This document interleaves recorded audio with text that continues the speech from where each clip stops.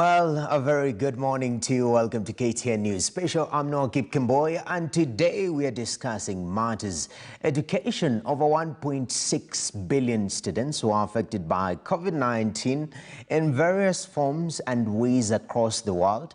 And the question is, what are the impact on these particular students, and what is being done to mitigate some of these challenges that have risen from the pandemic itself? And to help us put this in perspective, today I'm joined by Professor Washington Okeyo, who is the CEO and also the Vice-Chancellor of Management University of Africa. He will help us understand, being a practitioner in the higher education field and having experience even in the corporate world, he can help us piece the two and two to put, four at the end of the day. Thank you very much, Professor, for joining us this morning. We'll start right away. The impact of COVID-19 for you as a learning institution, Management University of Africa. What was your initial reaction and response to the pandemic?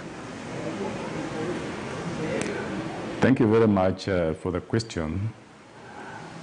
The COVID-19 struck very suddenly in 2020, March, and it found all universities and learning institutions flat-footed, Management University of Africa included.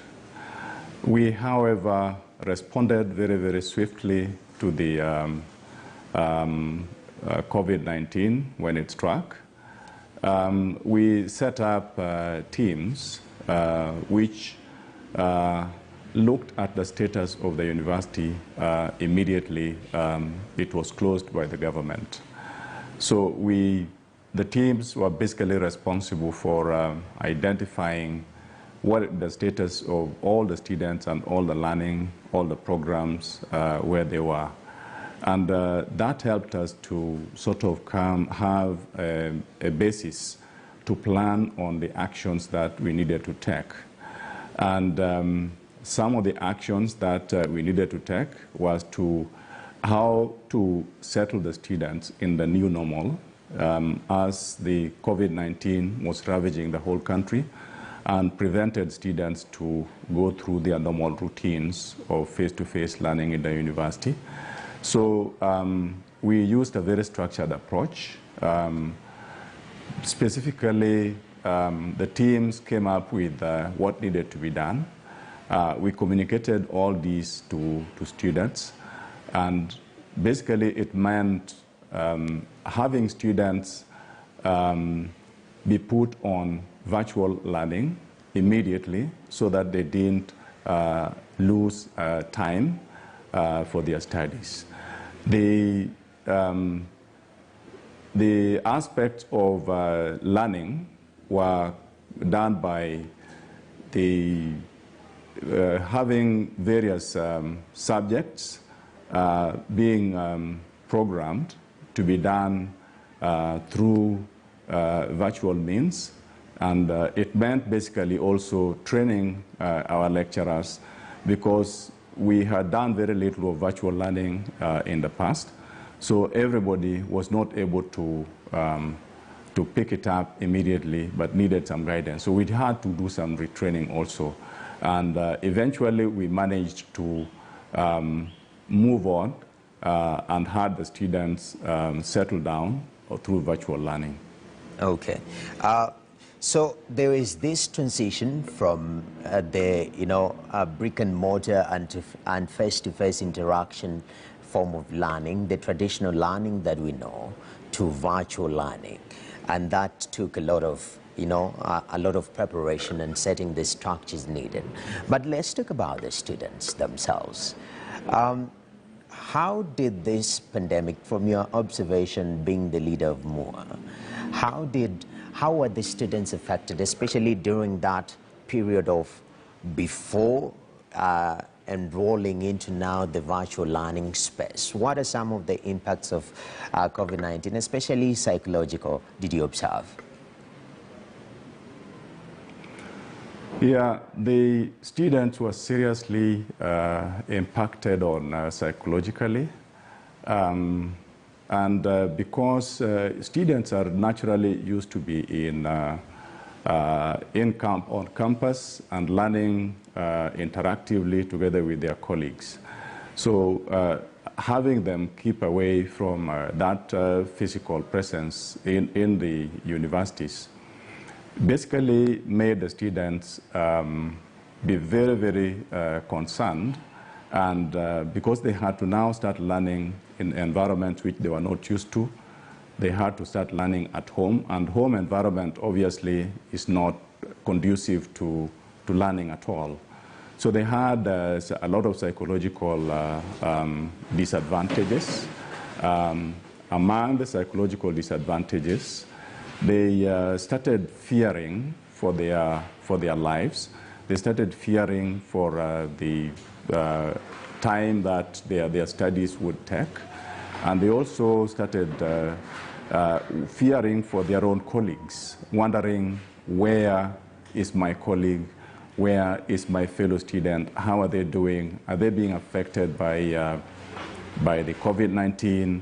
Are they doing well? How are they learning?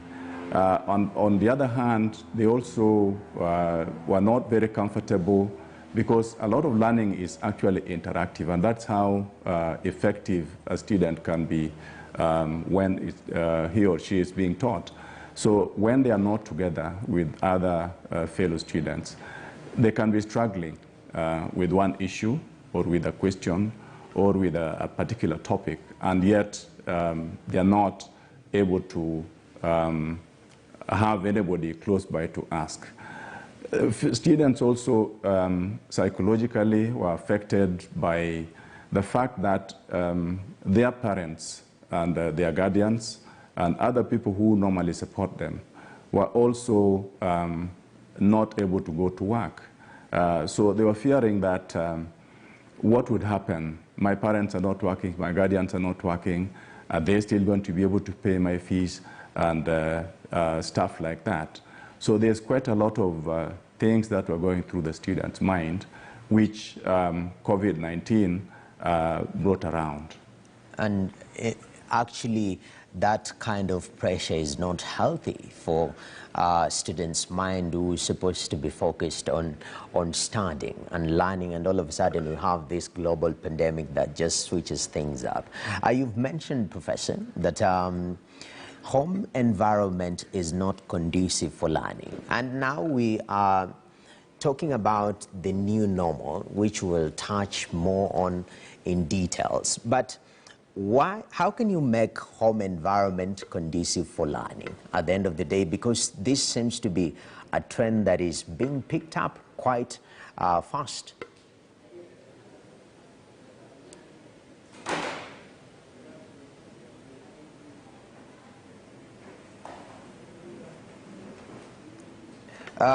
Maybe I should rephrase this particular question.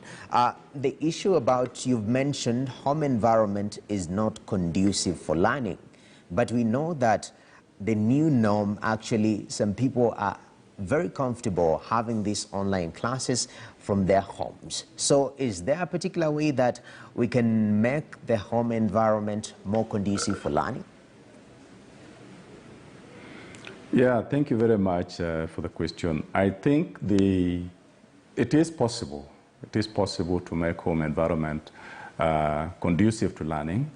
It will not be exactly the same as what the university environment offers, because homes are not meant as learning institutions or learning environments.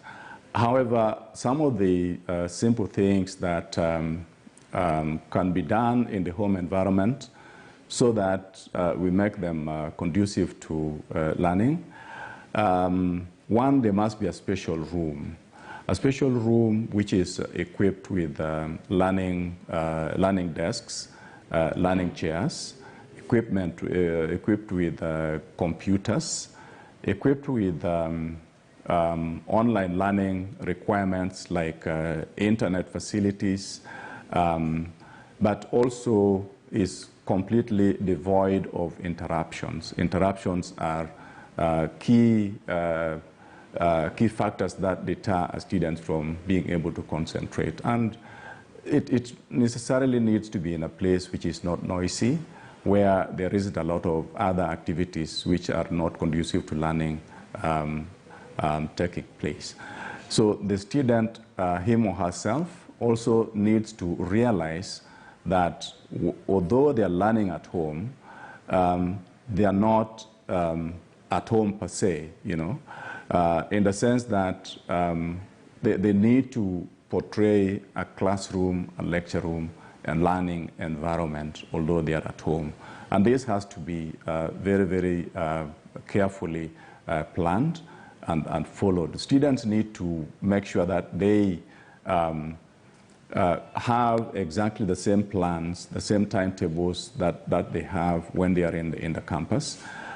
They plan their work in such a manner that they take breaks as and when they are supposed to take breaks the way they normally do it in the campus.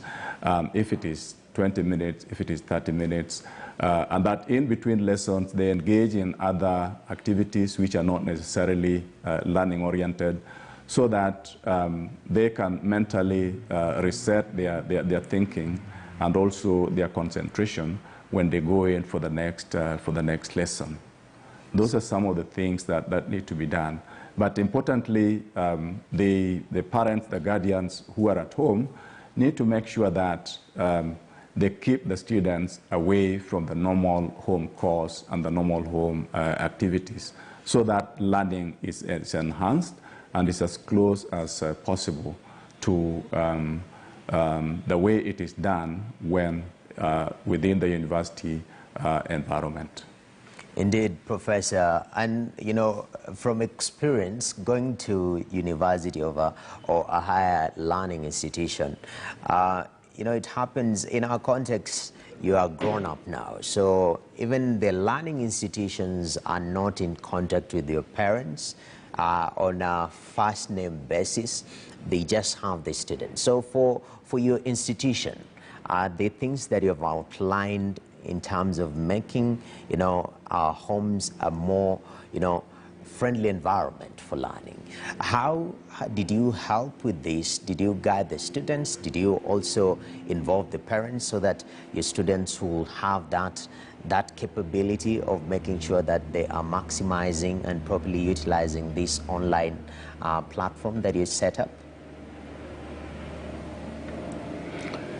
Thank you very much. The COVID-19 struck very, very abruptly, and there was hardly any preparation that universities could do in advance of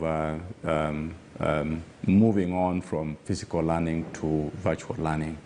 But as a university, we did a number of things which we think helped students move, not necessarily smoothly, but move from the previous learning environment which they were used to the new normal, as it is called.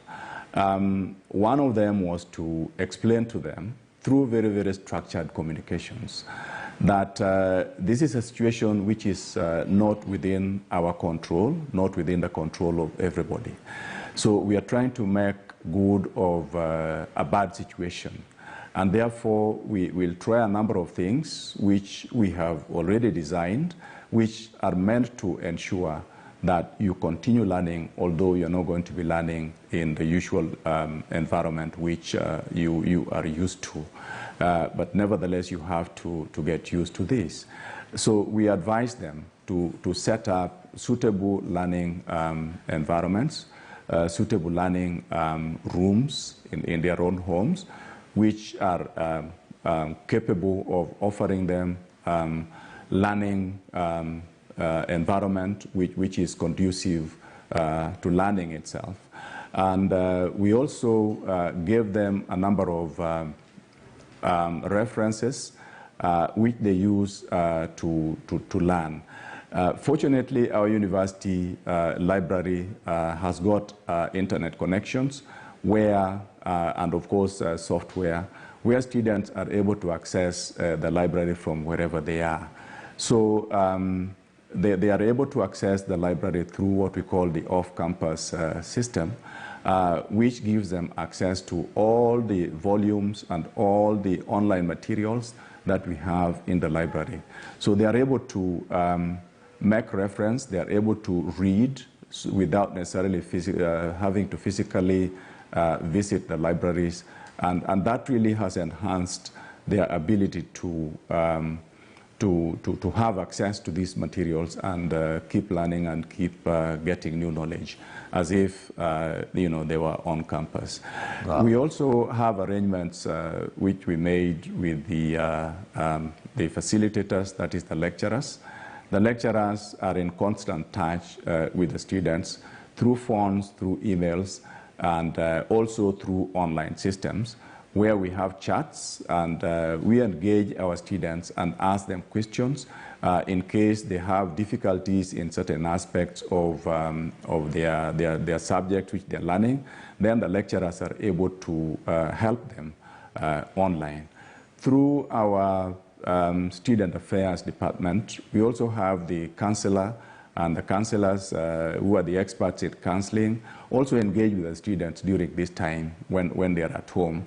And students are able to talk to the counselors, about their problems, and psychological and otherwise. And the counselor is able to guide them, through their life while they're at home, facing the difficulties and trying to resolve to make sure that their life is as comfortable in their homes. Learning environment is as conducive as possible, to the extent possible within the restrictions of the pandemic.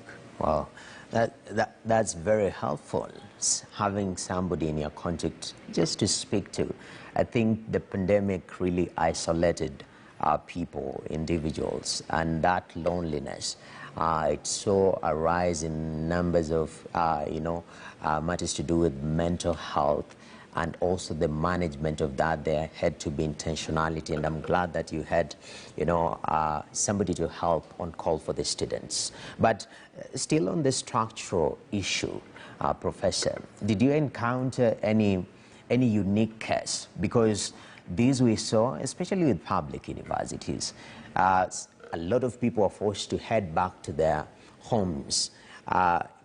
Rural settings sometimes, internet connectivity is a challenge. Some of these structural challenges, did you experience them, and how did you help the students overcome? Yes, thank you very much for the question. We experienced structural challenges, especially unavailability of internet in some parts of the country. And we also experienced cases where students did not have the right infrastructure, equipment like laptops or computers, and so on. What we have done, though, is to try and make it possible for the students to be able to afford the internet. We made arrangements with the internet suppliers, that is the companies that supply the internet and communications, so that they can supply our students with internet at much cheaper and affordable rates, so that the students are able to access these through, use this in their phones by purchasing education data bundles, and then using them on your phone in cases where they don't have the laptops. Talking about laptops, we have also made arrangements with other organizations, for example, Computer for Schools Kenya, to give our students laptops at way lower than market prices, and with loaning facility, or rather long-term payment facility through the university. Students are able to acquire laptops, the ones who need them, so that they are able to keep on learning virtually, but in a much more affordable way compared to if they did not have access to these facilities. So we have made it very, very possible, very, very easy and very affordable for our students to continue learning in the new normal where they have to learn virtually. That is quite incredible. Facilitating, giving a loan facility for students to be able to acquire some of these gadgets that they do need.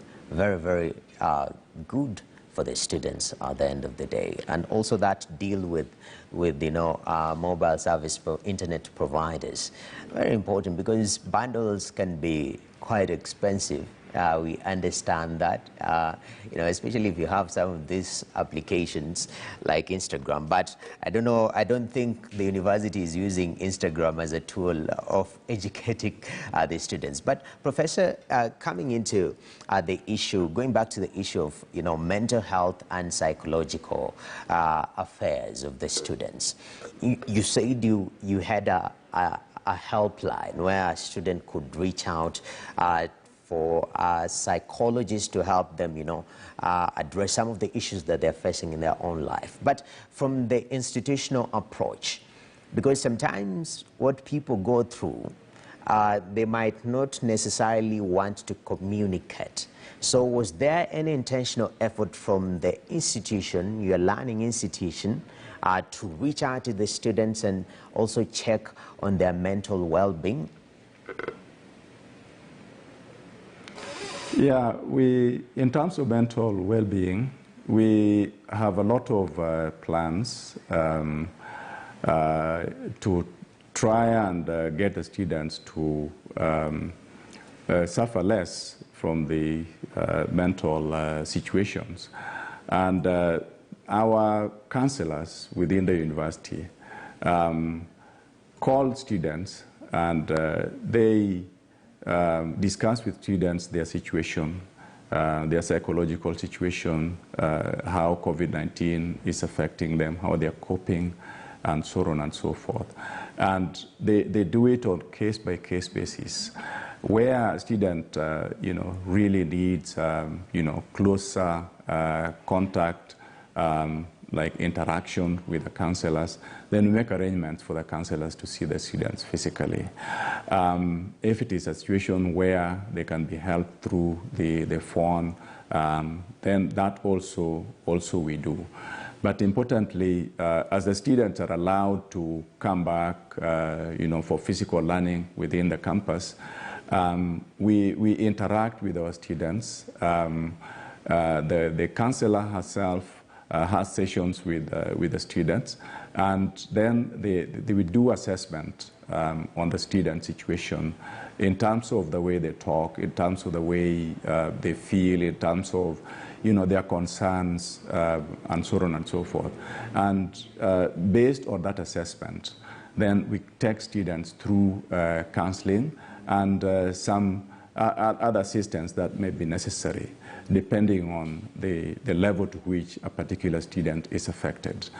We also maintain very close contact with our students. As I said earlier, our lecturers maintain very close contact with our students. So through that interaction with the students, we are able to tell if a student is in a need of counseling or need of some assistance. A lot of students will be very, very worried about their colleagues, about themselves, how they're going to raise fees, and so on and so forth. So in such situations, we make arrangements for specific students who have specific needs, and we help them go through those problems through official and structured systems within the university.